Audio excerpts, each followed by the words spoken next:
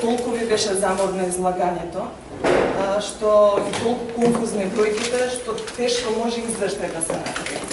Второ, дали мислите дека е во ред антикорупцијска комисија да се однесува како невладина организација? И дали мислите и не чувствувате одговорност во време на длабока политичка криза, кога во сите извештаи, домашни и странски, се зборува дека е декларативна борбата против корупцијата, вие да земате улога на статиста и на ној кој што ја става главата во песок. Кажувате дека сме напред во регионот во споредба со некои земји. Тоа е точно, меѓутоа вие повторно за формата зборувате, а не за содржината. Кој е фајде што Македонија има одлична законска регулатива, кога има антикорупцијска комисија која што е невидлива и нефункционална? Имав прилика на почетокот на годинава да бидам во Америка на студиско патување токму за корупција. Знаете што се таму нивните комисии, кои што ги има еден куп на број, етички комитет, не знам што, страф и трепет.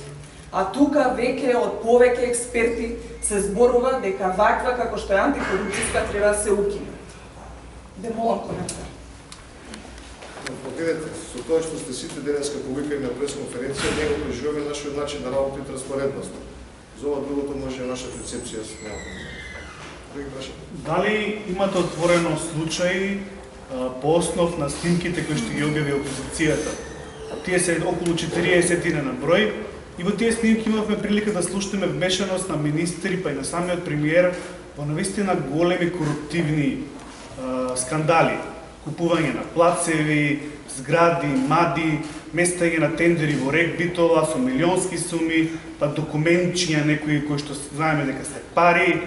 Навистина скандалозно однесување на високиот естаблишмент кој што е на власт. Дали имате отворено случаи за овие снимки, господин? Одговорам на прашањето, значи се тоа што го кажувате во судска процедура нема да го коментираме, немаме целисконост на коментар. Следно прашање. Немате коментар? Да немате коментар, како може да немате коментар? Тоа е судска постапка, ние не е целискосно да коментираме судски постапки. Па никој не бара од вас судски постапки да коментирате. Дали вие по допрен глас ги испитувате овие случаи? Господине, вие сте државна институција, вие земате пари од буџетот, вие сте платени да работите, да истражувате криминал и корупција. На снимките слушаме дека самиот премиер е свесен дека пратеници од Војачката партија рекетирале цели градови. Куманово и Струмица биле рекетирани цели градови од пратеници на Војачката кандидатура. И вие немали тоа да го истражите. Дали за вас не е спорно? Тоа е во судска процедура, почната правна постапка ние нема да го коментираме. Добре, нема тоа да прашам за нешто што не е во судска процедура. Дали за вас како комисија не е скандалозно тоа што владеачката партија направи објект од 20 милиони евра за Зинам господине, прашувам за домар да не разбирам. 20 милиони евра. Тоа не е корупција.